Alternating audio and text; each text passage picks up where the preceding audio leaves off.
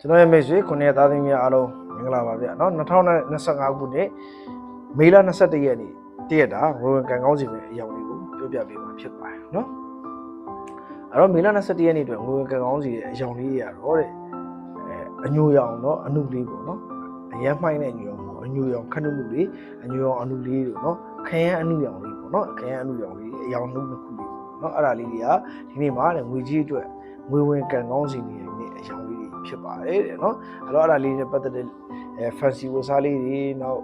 ဝတ်စားလေးတွေ fancy ပစ္စည်းတွေလက်ဆွဲအိတ်လေးတွေပေါ့နော်အဲ့ဒါလေးတွေကိုသုံးဆွဲပေးရမယ်နောက်အဲ့လိုသုံးဆွဲရင်ခက်ခဲလို့ရှိရင်ပတ်စံအိတ်ထဲငွေထားကောင်းတာတဲ့ငွေကောင်းတာအလုပ်စပွဲလေးတွေမှာနောက်ခုနပြောတဲ့အညိုနုရောင်ပေါ့နော်အညိုနုရောင်စက်ကူလေးတို့ခရမ်းနုရောင်စက်ကူပိုင်းလေးတစ်ပိုင်းကိုထည့်ထားပြီးတော့ဆောင်းထားပေးတင်ပါတယ်ဒီနေ့တနေ့လုံးအတွက်ဒါငွေကန်ကောင်းစီရဲ့အယောင်လေးဖြစ်ပါတယ်เนาะအဲ့တော့အမွှေးsorry ဖျောင်းနိုင်တဲ့ပတ်သက်ပြီးတော့ဒီအယောင်လေးတွေကရှာရခတ်တဲ့အယောင်လေးဖြစ်တဲ့အတွက်ကြောင့်เนาะ lavender အနံ့ပါတဲ့အမွှေးတိုင်လေးကိုเนาะဖျောင်းနိုင်စမီးပူဇော်ရင်းနဲ့ဖျားမှာစမီးပူဇော်ရင်းနဲ့เนาะ lavender အနံ့ပါတဲ့အမွှေးတိုင်လေးကိုเนาะအမွှေးနဲ့တာလေးတစ်ခုကိုเนาะ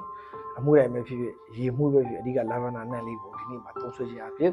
ငွေကန်ကောင်းစင်နေတဲ့နေ့လေးဖြစ်ပါတယ်ဗျာเนาะအားလုံးပဲကျေးဇူးတင်ပါတယ်ကာစီတာဒုက္ခနဲ့ပြေဆုံးပါစေငွေများရွှင်လန်းကြပါစေเนาะစီးပွားဥစ္စာဒီလားတိုးတက်ကြီးပွားချမ်းသာကြပါစေအားလုံးပဲကျေးဇူးတင်ပါတယ်เนาะ